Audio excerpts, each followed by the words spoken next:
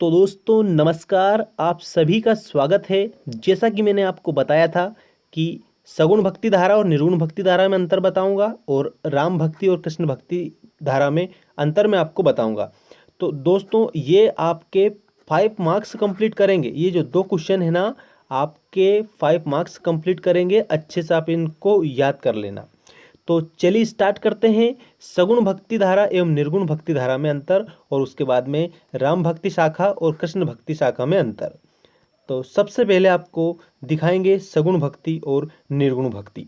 सगुण भक्ति में आपको लिखना है ईश्वर की साकार रूप में उपासना करने वाले। मतलब कि जो सगुण भक्ति है उसमें ईश्वर की साकार रूप में क्या की जाती है, उपासना की जाती है, पूजा की जाती है साकार रूप में। और निर्गुण में आपको क्या लिखना है, ईश्वर की निराकार ब्रह्मा के रूप में उपासना करने वाले। मतलब कि जिसका कोई आकार ना हो। ठीक है, याद रखना, जिसका कोई भी अगर आकार नहीं है उसको हम कहेंगे निराकार। ठीक है, तो निराकार ब्रह्मा की उपासना निर्गुण भक्ति है और साकार ब्रह्मा की उपासना सगुण भक्ति है। इसी प्रकार से गुरु व ईश्वर को महत्व ये सगुण भक्ति में दिया गया और निर्गुण भक्ति में प्रेम व उपासना को महत्व दिया गया। निर्गुण भक्ति में प्रेम और उपासना को महत्व दिया गया है ना।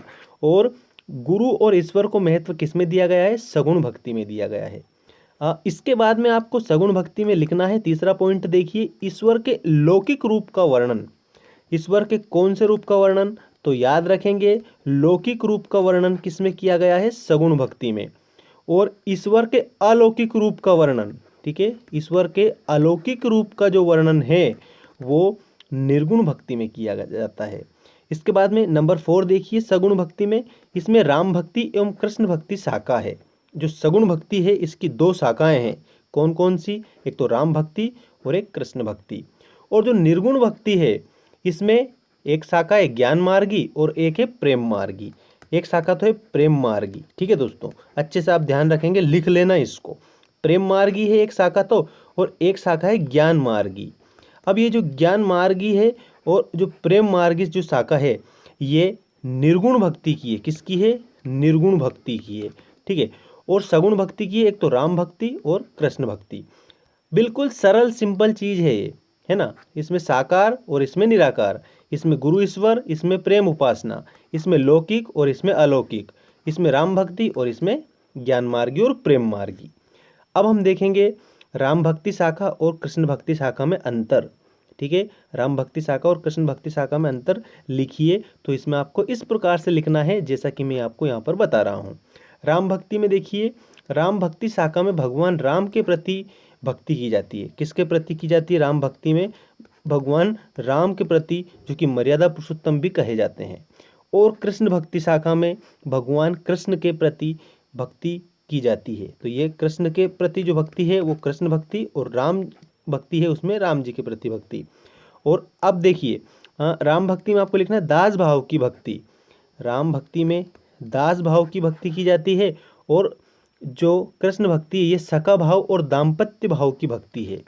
ठीक है, दाम्पत्य भाव और जो सखा भाव है वो कौन सी भक्ति में है, तो वो कृष्ण भक्ति में है। और जो दास भाव है वो किस में है, राम भक्ति में है। ठीक है, अगला राम भक्ति में आप लिखेंगे, देखिए प्रमुख भाषा ब्रज और अवधि है। ठीक है, प्रमुख भाषा कौन सी, ब्रज भी है और अवधि भी है। ठीक है, ब्रज और अवधि भाषा है किसकी, राम भक्ति की। और जो कृष्ण भक्ति है भाषा ब्रज और राजस्थानी है। भाषा कौन सी है कृष्ण भक्ति में, ब्रज भी है, और एक तो ब्रज है ना, और एक राजस्थानी है। राजस्थानी और ब्रज ये कृष्ण भक्ति शाखा की भाषा है दोस्तों। और जो राम भक्ति शाखा है इसकी भाषा कौन कौन सी, एक तो ब्रज है और एक अवधि है। अब समझो आप, है ना। प्रमुख कवि देखिए राम भक्ति में गोस्वामी तुलसीदास और राम भद्राचार्य। ठीक है, और कृष्ण भक्ति में सूरदास, मीराबाई और रसखान। तो ये कृष्ण भक्ति शाखा में कवि हैं सूरदास जी, मीराबाई और रसखान। और राम भक्ति में गोस्वामी तुलसीदास जी और राम भद्राचार्य। तो जो गोस्वामी तुलसीदास जी है इन्होंने रामचरित मानस की रचना की। किसकी रचना की, रामचरित मानस की रचना की, जो किस भाषा में है, जो अवधी भाषा में है। ठीक है, और इसी प्रकार से सूरदास जी ने जो सूर सागर है वो सूर सागर लिखा किस भाषा में लिखा, वो ब्रज भाषा में लिखा। ठीक है, तो ये राम भक्ति और कृष्ण भक्ति शाखा में अंतर कंप्लीट हो चुका है। आप इसी प्रकार से लिखेंगे, आपके पूरे के पूरे मार्क्स मिलेंगे। आपको 5 मार्क्स का है, 5 मार्क्स पूरे आपको मिल जाएंगे। अच्छे से आप इसे लिखेंगे।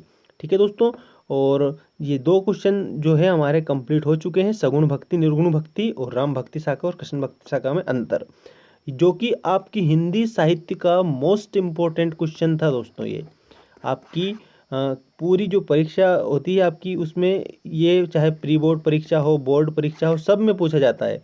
तो अच्छे से आप इसे याद करेंगे और अपनी जो तैयारी है वो जारी रखेंगे। मिलते हैं नेक्स्ट वीडियो में। Thanks for watching.